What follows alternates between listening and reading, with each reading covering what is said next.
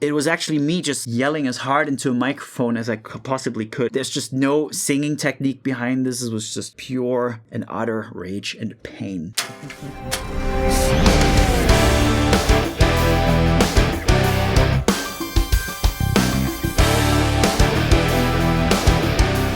Hey everyone, this is Martin Miller, and today I'm really excited to be able to present to you my new record. It is called Maze of My Mind. It is out on all streaming platforms and on YouTube and the likes right now. And today I want to really give you a bit of an introduction into the conception and the realization of this record. So I realized it's almost been 10 years that I released a record. The Other End came out in 2013 and it was an instrumental record based very much around my guitar skills. But I realized sometime in 2015, 2016 that the guitar, while I love that instrument more than anything else, is not able to express certain things that I carry deep inside of me. And I realized the only way I can get it out there into the world is if I start singing. So I started taking vocal lessons and I fell in love with singing as much as I did fall in love with playing the guitar back in the day. And that kind of set the path for this whole journey that is to come for the upcoming years. So I founded the Martin Miller Session Band, which is a covers project here on YouTube. I'm sure you've seen it if you're watching this video. And basically I got to try myself out as a vocalist, as a mixing engineer, and as a guitar player in that scenario, in a real world scenario with other people in the same room, publishing that to YouTube and building my YouTube channel. So it all worked out perfectly. And in around 2018, I thought it was really time. I got to a point with my voice where I was sort of content with it. And I felt it was time to put the voice into a creative, original piece of music. And thus started a 5-year journey beginning from 2018 with the inception of the first song idea to the finished record releasing in 2023. And today I want to give you a bit of a rundown and an insight into what happened behind the scenes in those 5 years and how I came up with the music. We listened to some tracks, I play some music for you. We're going to have a lot of fun together. Check it out.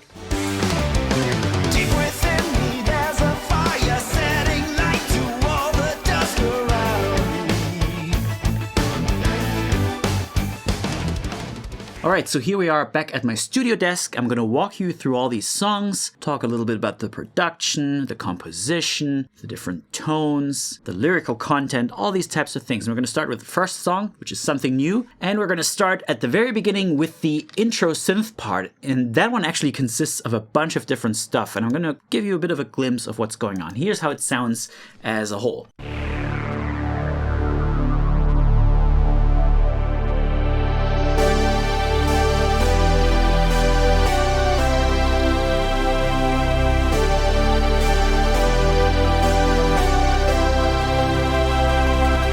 So obviously there's a lot going on. This isn't just a single synthesizer. I actually used a bunch of layers here. I'm going to open these up and just show you the individual layers. Starts off with this track, for example.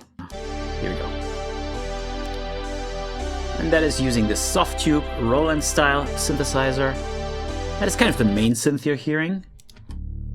Then I have some Taurus bass to fatten up the low end. Something that adds a little bit of top end sizzle, and an arpeggiator. And I use a ton of automation here as well. Let's look at the automation of this track. You can see the filter opening up.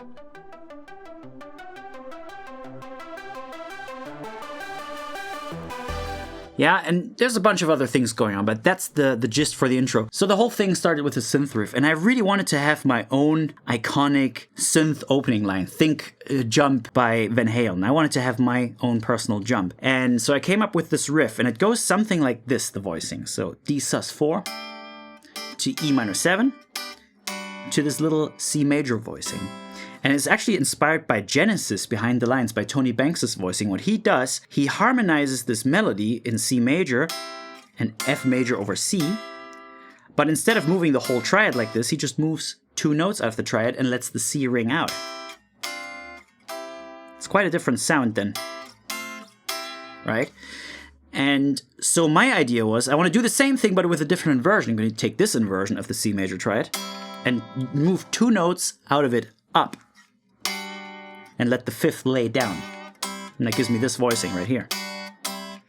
And that turned into this. This kind of sharp 11 sound really inspired this whole riff. After the intro, we obviously go into the main riff and the whole band kicks in. It sounds something like this.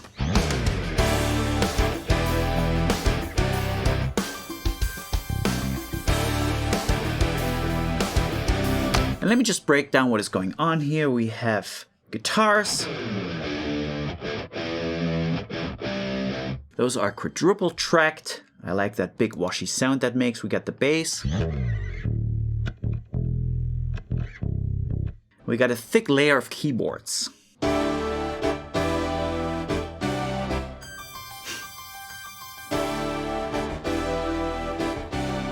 Obviously there's that main piano part that is being performed by Marius, and then I usually take these parts and I add layers around them. I add all kinds of ear candy to elevate the production and the arrangement to another level. What else do we got?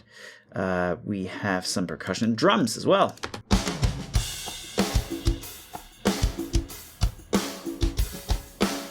And as you may have guessed, this song is very Toto inspired. In fact, my mission statement for this one was Toto on steroids. That's what I tried to achieve. And it basically turned out kind of like this. It has this overall Toto vibe, but with a lot more aggression, really fast drumming, you know, some really intense unison riffs in the bass and guitars and these types of things. So yeah, Toto on steroids. That was the mission statement. So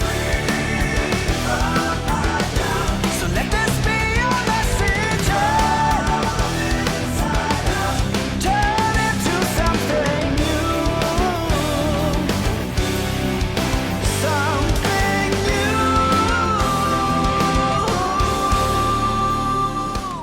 Let me talk a little bit about the second verse. That's actually one of my favorite parts of this song. It goes a little something like this.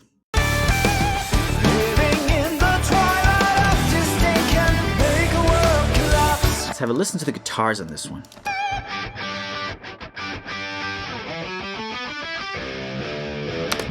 Now, one thing that is very cool about this, I think of this as having 3 layers to it. What I mean by that, we have layer 1, which is the strummed sus4 chord. That is being answered by this single note melody, which is based around a triad plus an extra note. I call that a tetratonic. It's 1, 2, flat 3, 5. 1, 2, flat 3, 5. And I used this all over my music, all over my solos. If you look for it, you'll find it everywhere. And that brings us to layer 3. And that is the final answer of the low heavy notes. So you end up with these 3 layers. Layer 1, layer 2, and layer 3. And the whole part is based around these 3 layers. Let's have a listen to this. Living in the twilight of disdain, make a world collapse. All our brightest aspirations never come to pass. One thing that is kind of cool, listen to the bass and the guitars together.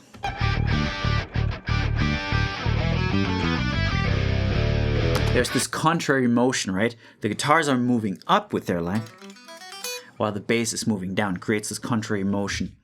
Another thing I like to do is I like to represent all these parts within the synth arrangement and create this really rich layer of like pads and arpeggiators and lead lines and bass lines, and the whole thing sounds like this.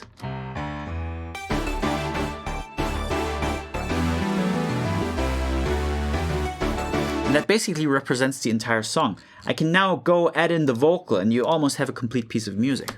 Living in the twilight of disdain can make a world collapse. All our brightest aspirations never come to pass. In an indifferent condition, we've got nothing left to grasp. Shattered dreams and lost desires break a heart of glass. So I had a few mission statements with this record. The first mission statement being that I really wanted to incorporate my voice as an integral part of the record.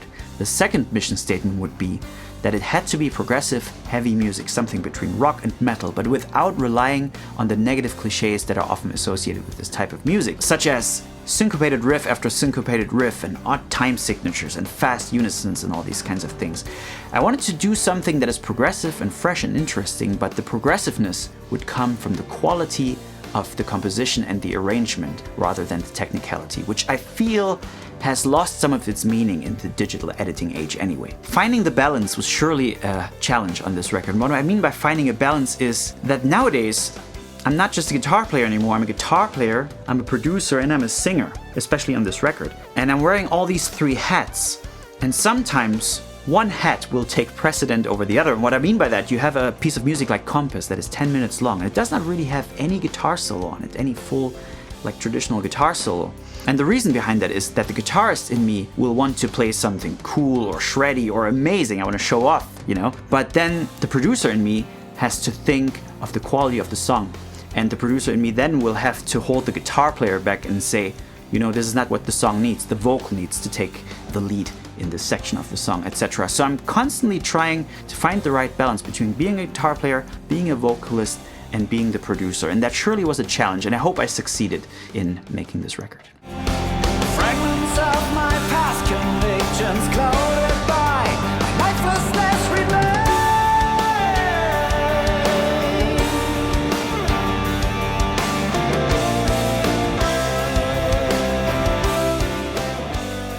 Here we are with song number 2, Fragments, and this is kind of a departure in tone from the rest of the record, I feel. The song is much more dark, a little more gloomy, and it was inspired by Michael Jackson, believe it or not. I wrote it in 2018, and at the time I was listening to Stranger in Moscow a lot, and that also starts with this electronic drum beat, which is actually consisting of Michael Jackson's vocal sounds. But what really inspired it for me was David Page's piano voicings on that song. And I tried to come up with some sort of similar vibe. So I sat down on the piano, put the loop on. Putting a loop on really helps. Deciding on a tempo, it kills the option paralysis, and it just gets you going, I find. And shows the key of D. That's something I'm fairly comfortable with on the piano. And I must have spent like 3 hours, and I came up with this theme on piano.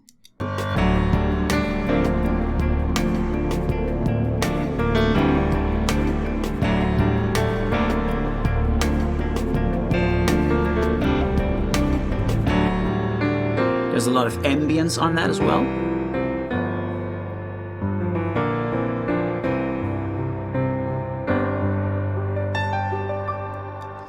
Obviously, Marius plays that much better than I ever could. But for me, it was very important to base this song around an instrumental theme. And the theme had to be perfect. So I tweaked for 3 hours to find the perfect alignment of phrases. The perfect start, the perfect ending, the perfect middle part, the perfect arc, so to say, of these different phrases. And that is something that was also largely inspired by Sometimes I Feel Like Screaming by Deep Purple, by this gorgeous melody that Steve Morse plays. It's this inherently perfect melody where you couldn't change a single note without the whole thing falling apart. Now let's move on into the verses, and there is a technique here, a composition technique that I absolutely love to use. It is that if I have different repetitions of the same part, I like to change the instrumentation and the intensity and the arrangement around it. So, for example, I start off with this verse, this first verse, and it goes something like this.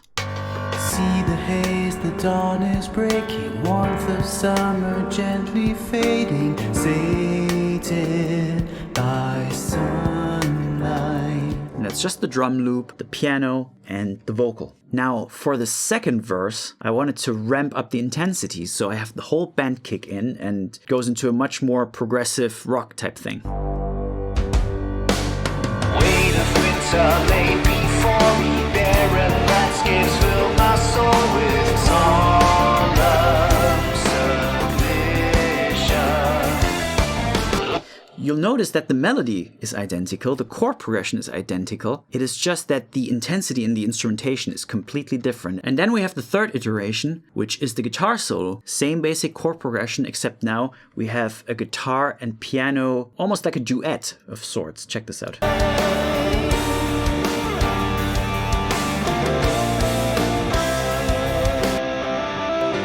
And it's this duet between the guitar and the piano.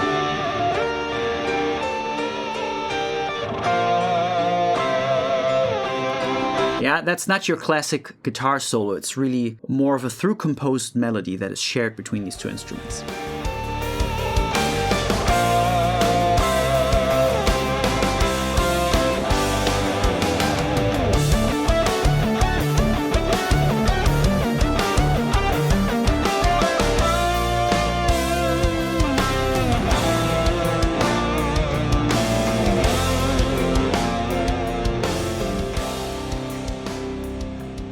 And of course, I go through various iterations of the instrumental head, the instrumental theme as well, until it culminates in this large tutti section towards the end, which compared to the initial iteration of that is like 1,000 times more intense, and it really makes you feel like you're on some kind of journey. You know, the song takes you to a different place at the end compared to where it started.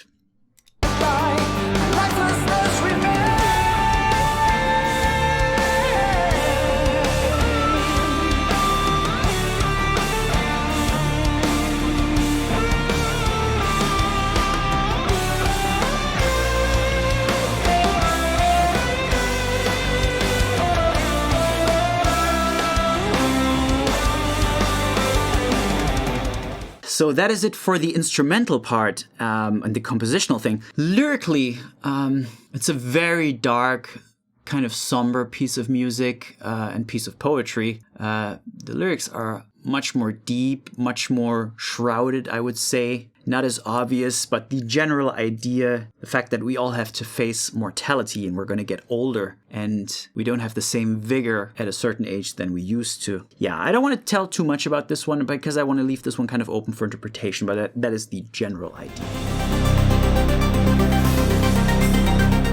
So, of course, a project of this magnitude comes with its own set of challenges. One of the challenges for me was I had to step up and become a lyric writer for the first time. And I didn't expect to enjoy it that much and for the outcome to be this good. Luckily, I had great help with my co-writer, Zach Ansley, who's also my vocal teacher. And we sat down together and conceptualized the lyrics and came up with what I think are some really beautiful, beautiful poetic words. And another huge challenge that I faced was the drums on this record. So basically what happened is that I flew to another country, hired a very expensive studio, hired a very expensive drummer, and I ended up being not 1,000% happy with the drums. Now, this may sound really strange, but the thing is, I wrote this record, I wrote the lyrics, I sing on the record, I play on the record, I produce, I mix. Everything on this record comes from my mind, so to say. And if something is not 100% to my vision, I cannot live with it. This is a compromise I'm not willing to make. So I ended up scrapping all these tracks, these really expensive tracks that I paid for, and I hired my friend Sebastian Lanza, who of course you may know from bands such as Obscura, Panzerballett and Obsidious, and he's just the full package, you know. He's got great tone, great pocket, he's got monster chops, and he was so well prepared when we went into the studio and he absolutely knocked it out of the park. The drums on this record just couldn't be any better.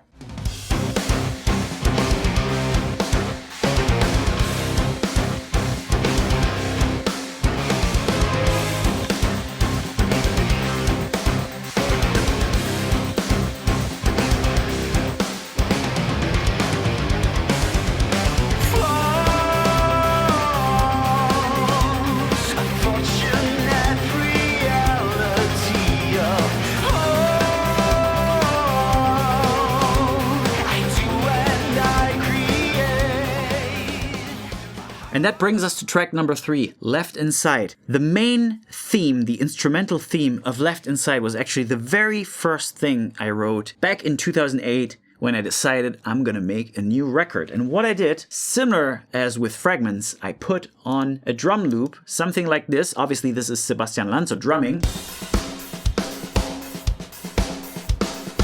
But I put on a loop with this disco type of beat and with a ton of ghost notes, and I settled for a tempo. Then I grabbed my guitar and I swear the very first thing I played was this.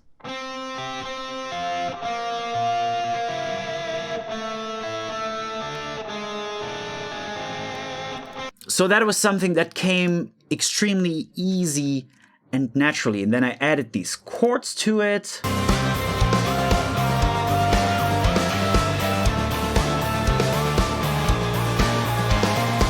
There's that little bit of melodic minor there towards the end, which I love to use. It's almost in every song. I still believe in this. So this musical theme, this melodies, already suggests some chords. Especially when it goes here. So I came up with a chord progression to accompany it, and that's C major, with the key of C major. And we go to G minor, which actually just suggests that we're in C mixolydian.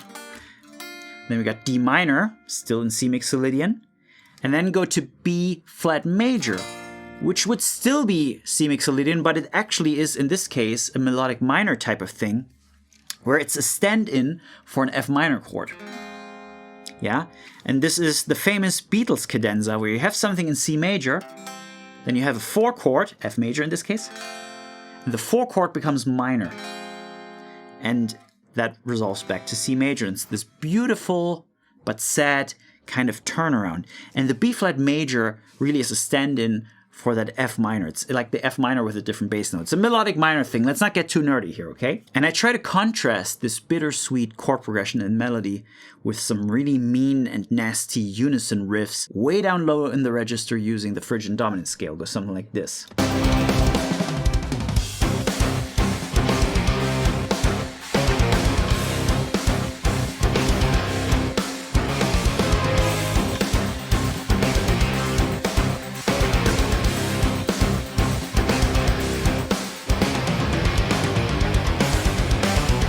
This unison thing here at the end,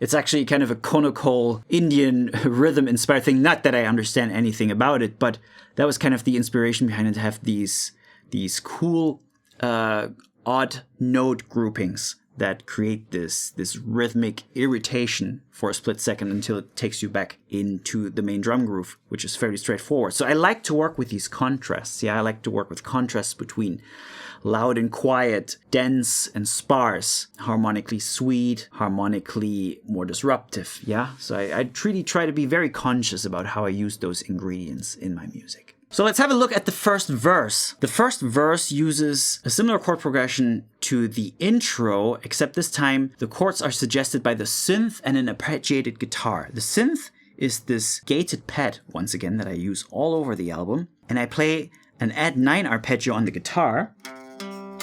But to make it sound really cool and percussive, I double pick the notes. And that creates this really interesting texture between the gated pad and the guitar. And then I move one note out of this 3-note chord, and I descend that.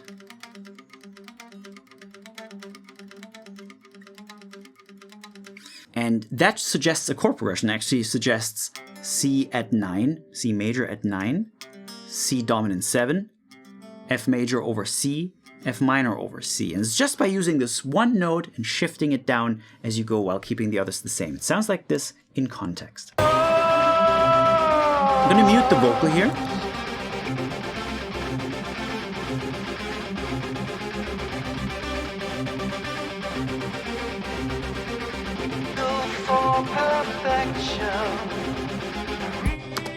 So that's a really cool arranging trick that you can try to use.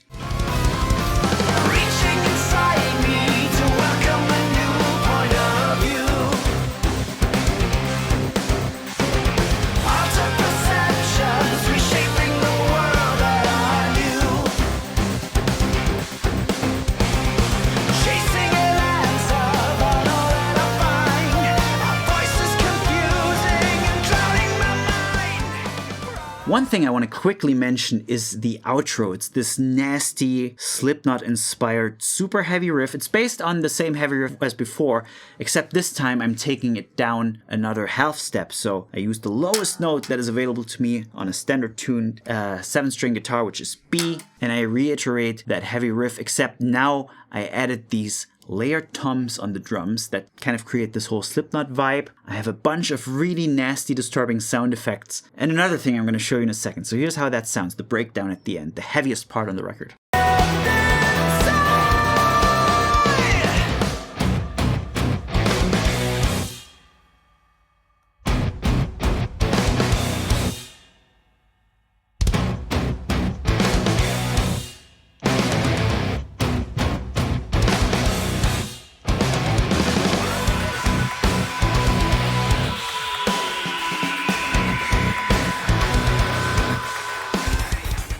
I like the idea sometimes that you have a song that sits fairly comfortably within the same space throughout, and then you tag something at the end of it that is like an entire question mark for the whole song. This is really what this is. The entire song has a certain type of mood, and that gets really disrupted there towards the end with that heavy part. And one of the coolest things I want to show you is actually the sound design that goes underneath the end here. It sounds something like this.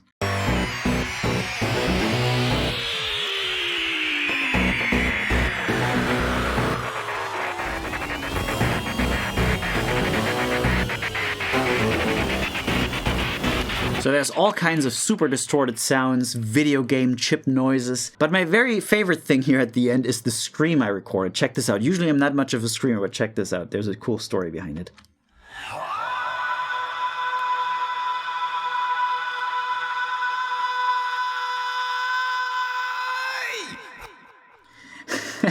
So first of all, it starts out drenched in reverb and gets drier. And you notice how the pitch goes up there towards the end. It was actually me just yelling as hard into a microphone as I possibly could, and then I reversed it. So this scream is actually reversed.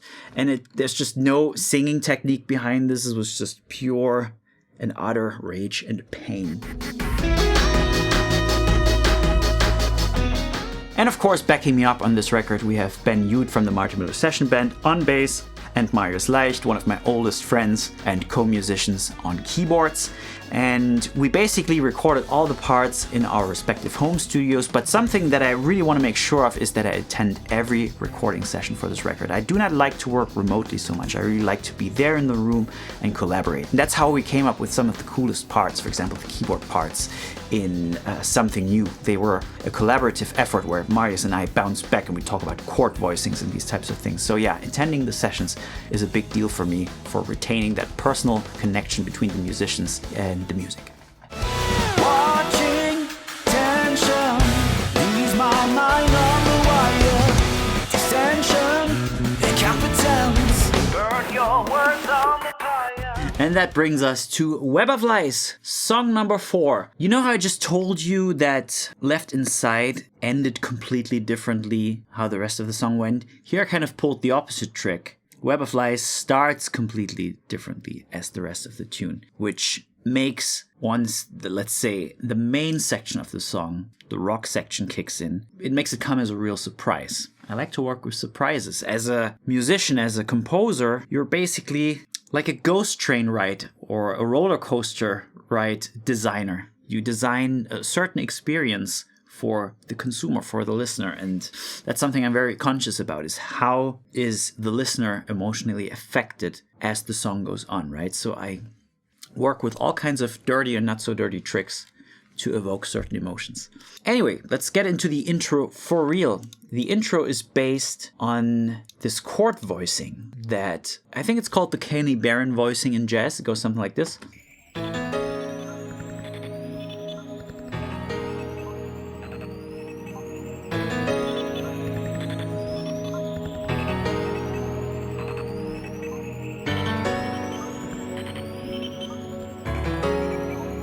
And all these chords you just heard were the same voicing moved in parallel to different roots. The first root note is A, and what I did, I built 2/5 on top of that A, so it gives you A root, 5th, and 9th, and then you go up a whole step from there and stack another set of 5ths. In this case from C sharp. And you cannot really play this on guitar due to a lack of fingers, unless you were to do it like this, but that is essentially the notes that are being played. On guitar, I'm harmonizing them along, I think something like this. A simplified version of that. But that creates that sound, and that whole section is based around that. Then I use that jungle drum beat to give it kind of a jazzy, fusiony feel.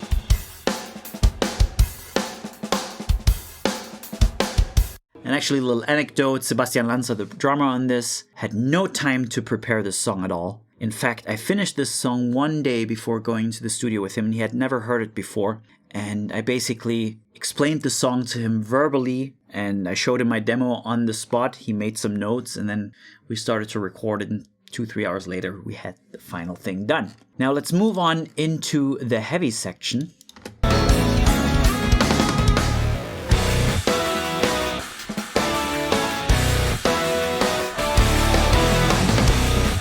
As I may have told you earlier, I like to work with contrasts, and one of the contrasts here is you have a very densely packed arrangement here, with lots of long notes. There's always sound, and in the next section,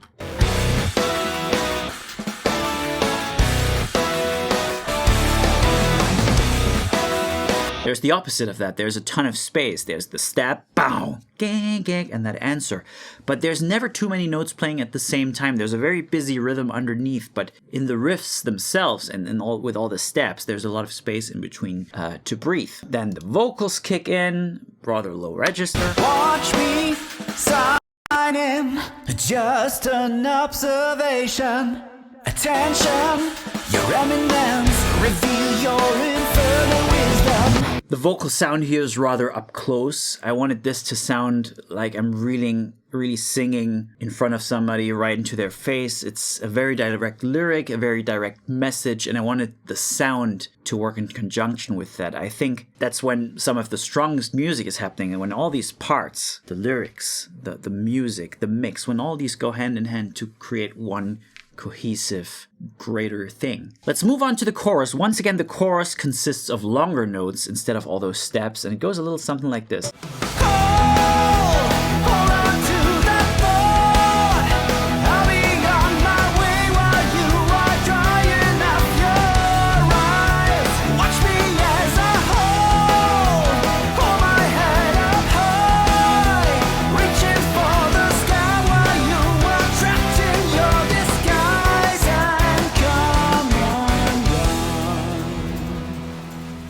That chorus is actually inspired by Genesis, believe it or not. I know it sounds nothing like Genesis, but the use of triads here is very Tony Banks inspired. It goes something like this.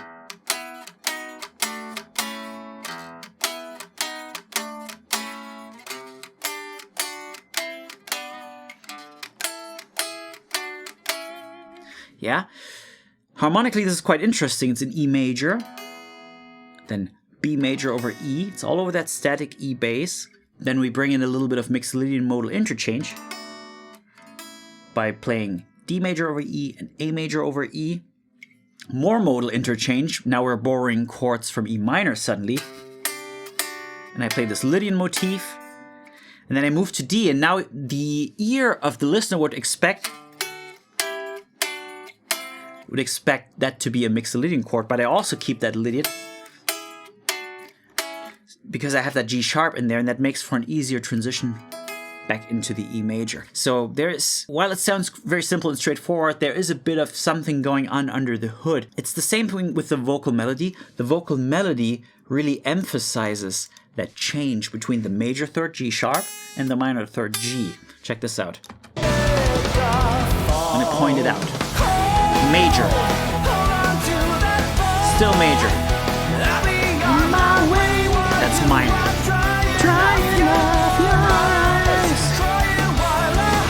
There we're back in major. So it kind of really outlines that constant shift between major and minor that is going on in this chorus. And I think that makes it quite interesting and a little less obvious than it could be.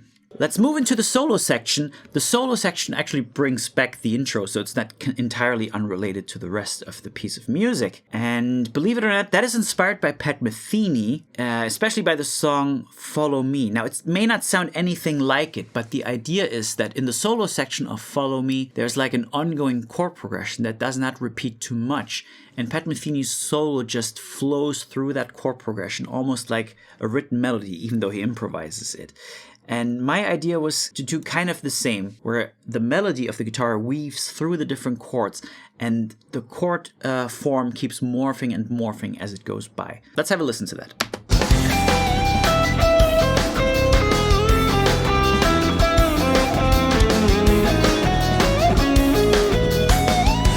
Now that doesn't repeat, it keeps going to the next thing.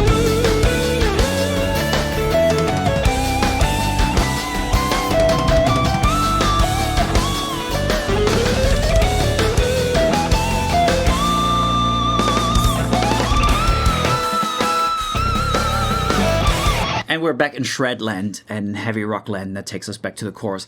And one thing that I'm really proud of, I gotta say, is that last note in the vocal.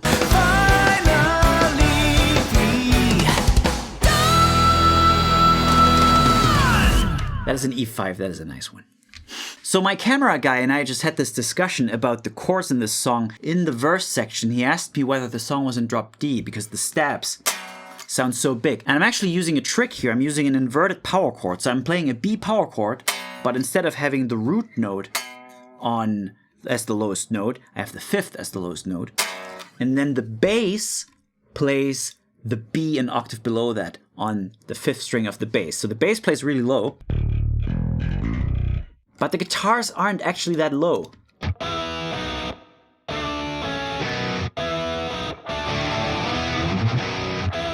And together, let's do just the rhythm guitars and the bass.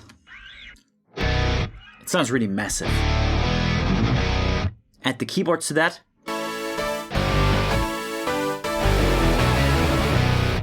It creates this low drone sound, but it's actually played on a standard tune 6 string. Lyrically speaking, this song is quite sarcastic and polemic. It's basically dedicated to all the online trolls out there. It is a little FU towards those people that think they need to insult or belittle creative people out there on the internet. Yeah, this song is for you guys.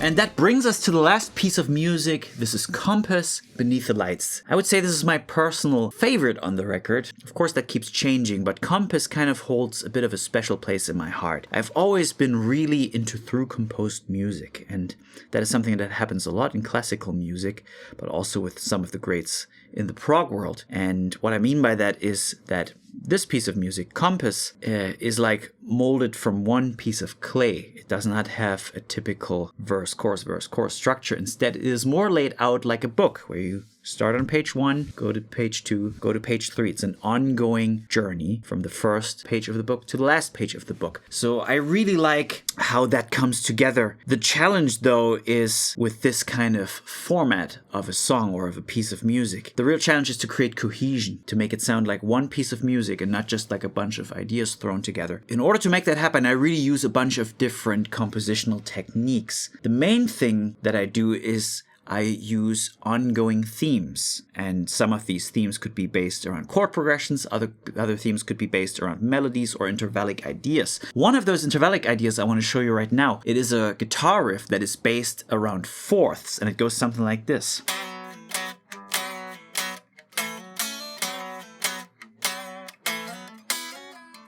And that is something that keeps appearing throughout the song. And I'm going to show you the different iterations of when this pops up. It starts somewhere here near the intro.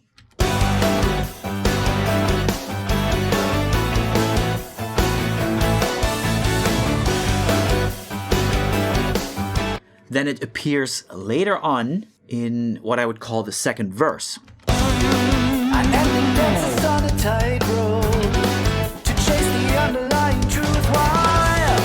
We're in the race towards delusion. Self-deception. Except now it is not so much at the forefront. Instead, it accompanies the vocal melody here. Moving on, we go straight into the instrumental section of the song, which is an ongoing 4-minute instrumental bit that does not have any shredding in it. That was really my goal with this one. I really wanted this to be a full-blown composition as opposed to a solo section. And it sounds something like this. Starts off with the 4th C.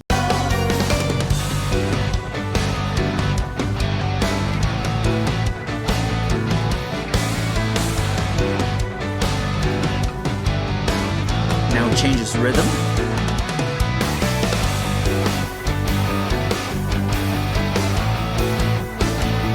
Keeps building.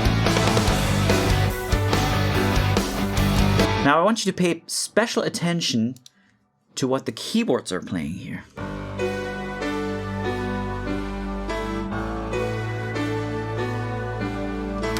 This is what I call the fifth theme. And it goes something like this.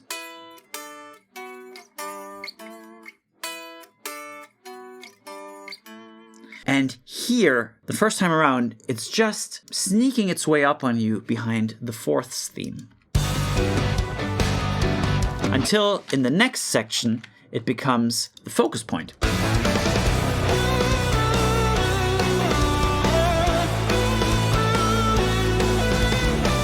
And then I keep making variations on the same theme. Here's what the next section sounds like.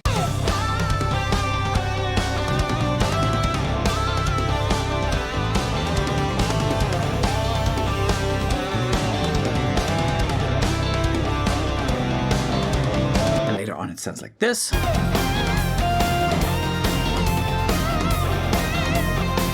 And that leads us back into the fourth theme. It makes a re-entry right after that, except now it sounds really, really evil.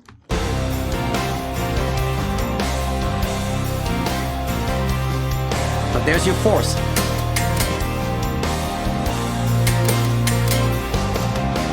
And so I create cohesion throughout this 10-minute piece by working with themes, reintroducing them, making variations on the same general idea. Forceful desolation brings you to your knees, and seasons call the leaves to fall down from the trees. The howl of darkness pulls you to the violent side. Spiteful boys are fronting you to steal your pride. Another theme that I use is what I call the simply the best chord progression. It sounds something like this.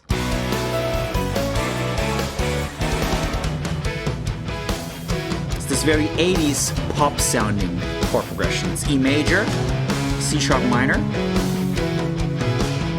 and back to A major. Plus it has that inner moving line with those sus chords, with the moving bass notes. Forgive my guitar is a little out of tune here. That makes a reappearance in the first verse.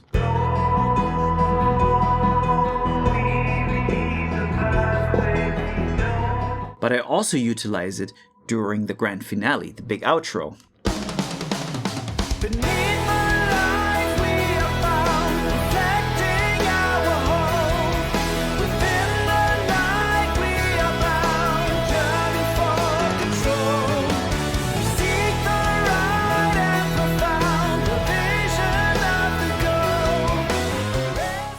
This is my method of turning a 10-minute piece of music without traditional repeating sections into something that sounds like it's molded from one piece. Now, lyrically speaking, this one is basically an ode to music and to the world of arts, to musicians around the world. It's called Beneath the Lights. Obviously, there's a metaphor for the lights that shine from the top of the stage onto the performers. Yeah, it's an ode to all the great artists that live on this planet and that make our life worth living. And that basically concludes the record. One thing I want to add, do you know how earlier I talked about being the guitar player, the producer, and the singer on this record, and I have to wear different hats and kind of have diplomatic discussions among these different roles. One of the initial versions of the song had a guitar solo on it, and it came in after about 8 minutes. And I had to have a really serious conversation with me as the guitar player, because the guitar player of me wanted to put a solo in there, but I realized, even though this is a 10-minute piece of music, I was only going to put a guitar solo in there because I'm a guitar player. And I had to tell myself not to put a guitar solo in there because it didn't add anything to the song. Let me just show you the version with the guitar solo,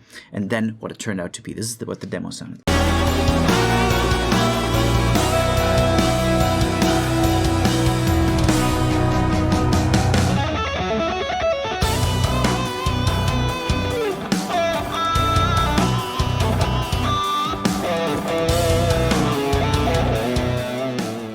So that is the guitar solo version. What it turned out to be instead was this.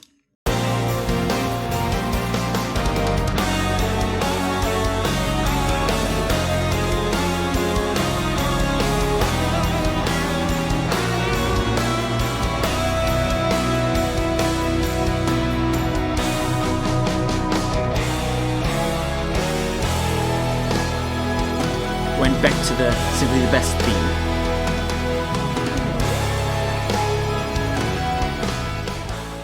So I decided to elaborate on the actual themes of the song instead of adding a guitar solo, and I think it made it a better song.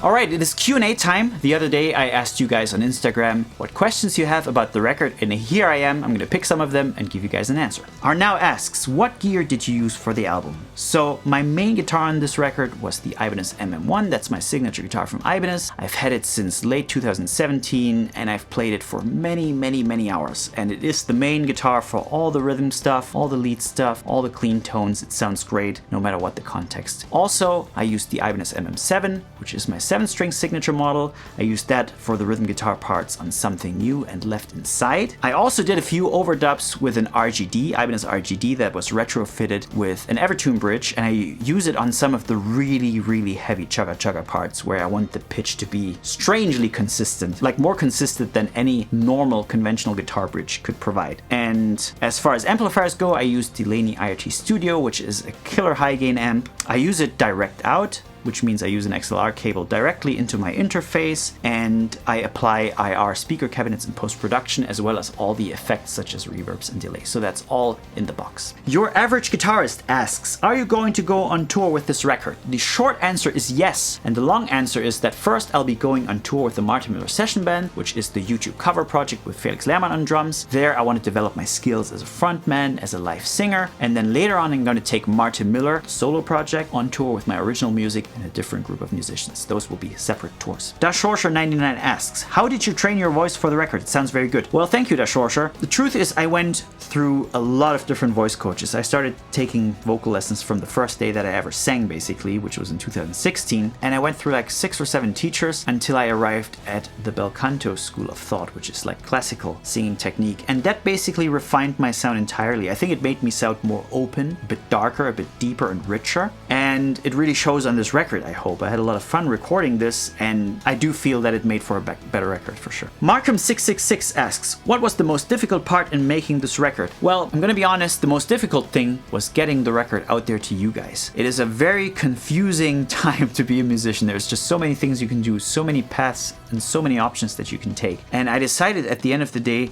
to put this record out independently, and then to get it promoted, to get it marketed, and find the right strategy for all these things is a really big challenge. And I'm happy that I have a great team backing me up with Bern and Sprich. I'm really happy for that.